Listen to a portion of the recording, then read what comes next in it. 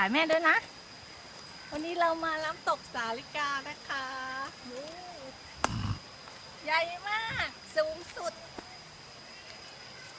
ดำมาก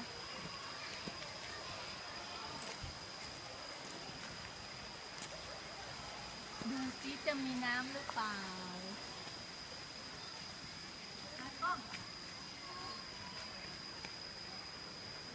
อ้าวกล้วยเก็บไปให้พ่อตาจะมีน้ำหรือเปล่าคะเราจะขึ้นไหวไหมเนี่ย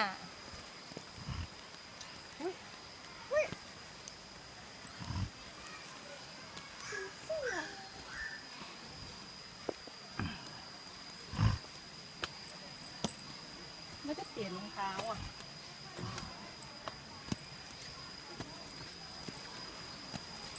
จื๋ยหรือคนถ่ายหงายท้องกันค่อยๆนักเงินแบงค์พอไหมคะที่บอกของเงินแอนบ้างเขาเฮ้ยทำงาน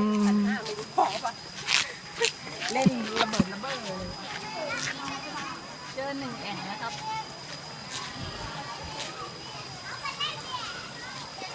ฟ้าน้ำสังขุ่น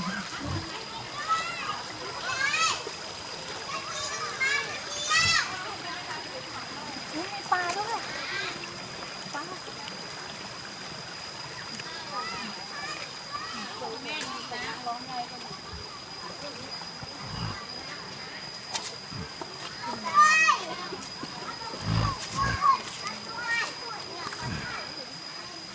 กล้ามขึ้นมา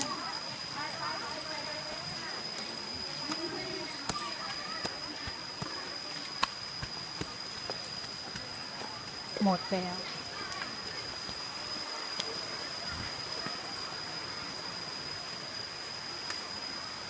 ผีเสื้อสีฟ้า